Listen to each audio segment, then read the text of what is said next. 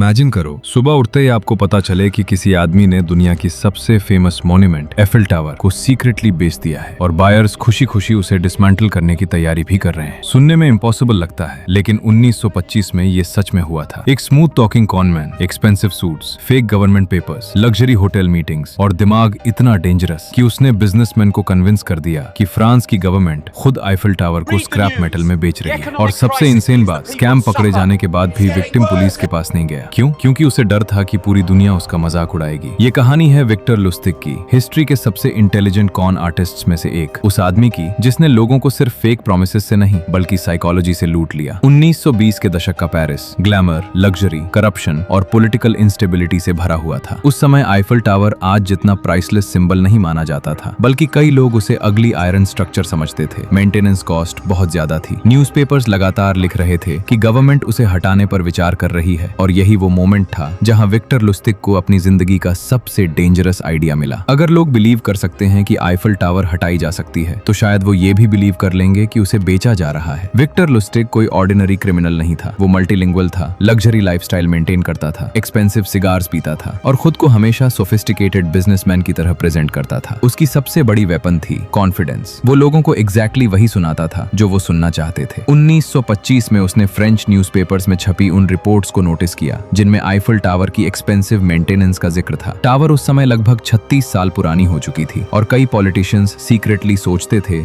कि उसे डिसमेंटल कर देना चाहिए। बस यहीं से लुस्टिग ने प्लान बनाया। उसने फोर्ज्ड गवर्नमेंट डॉक्यूमेंट्स तैयार किए, फेक ऑफिशियल सील्स बनवाए और खुद को French ministry of posts and telegraphs का डेप्यूटी डायरेक्टर बताना शुरू कर दिया। एक दिन पेरिस के कुछ बड़े स्क्रैप मेटल डीलर्स को कॉन्फिडेंशियल लेटर्स मिले। उन लेटर्स में लिखा था कि French government secretly Eiffel tower को डिसमेंटल करके स्क्रैप मेटल में बेचने वाली है, लेकिन पब्लिक बैकलैश से बचने के लिए पूरा डील कॉन्फिडेंशियल रखा गया है। डीलर्स शॉक्ड थे, लेकिन अपॉर्चुनिटी इतनी बड़ी थी कि कोई भी इसे मिस नहीं करना चाहता था। विक्टर लुस्टिग ने उन्हें पेरिस के लग्जरी होटल डेक्रिलॉ में बुलाया। वहां वो परफेक्टली टेलर्ड सूट पहनकर बैठा था, बिल्कुल किसी हाई रैंकिंग गवर्नमेंट ऑफिसर की तरह। उसने बिजनेसमैन को एफिल टावर का प्राइवेट टूर करवाया, उन्हें टावर की मेंटेनेंस प्रॉब्लम समझाई और कहा कि गवर्नमेंट सीक्रेटली इसे हटाना चाहती है। सब कुछ इतना बिलीवेबल था कि किसी को शक ही नहीं हुआ, लेकिन असली टारगेट था आंद्रे पोएजोन नाम का डीलर। पोएजोन नया बिजनेसमैन था, डेस्परेट था पेरिस एलीट में अपना नाम बनाने के लिए। लुस्टिग ने उसकी इनसिक्योरिटी को इंस्टेंटली पहचान लिया। फिर उसने एक और मूव खेला। उसने इनडायरेक्टली हिंट दिया कि government officials usually extra payment expect करते हैं, यानी ब्राइब। पोएजोन को लगा कि ये पूरी डील बिल्कुल ऑथेंटिक है, क्योंकि करप्शन उस समय कॉमन थी। उसने लुस्टिग को ह्यूज अमाउंट में कैश दे दिया और अगले ही दिन विक्टर लुस्टिग पेरिस छोड़कर ऑस्ट्रिया भाग गया। अब यहाँ सबसे शॉकिंग हिस्सा शुरू होता है। जब पोएजोन को पता चला कि उसके साथ स्कैम हुआ है, तो उसने पुलिस कंप्लेंट तक नहीं की। क्यों? क्योंकि उसे शर्म आ रही थी। इमेजिन करो, पूरी दुनिया को बताना कि आपने आईफिल टावर खरीद ली, और वो भी फेक डील में। यही साइलेंस लुस्टिग की सबसे बड़ी जीत थी। उसने समझ लिया था कि विक्टिम एम्बैरेसमेंट की वजह से चुप रहेगा, और इसी कॉन्फिडेंस के साथ कुछ हफ्तों बाद वो फिर पेरिस लौटा। हाँ, उसने आईफिल टावर को दूसरी बार बेचने की कोशिश की, लेकिन इस बार एक डीलर सस्पिशियस हो गया और पुलिस को इन्फॉर्म कर दिया। लुस्टिग तुरंत अमेरिका भाग गया और वहां जाकर भी स्कैम्स करता रहा। कई हिस्टोरियंस मानते हैं कि लुस्टिग की असली स्ट्रेंथ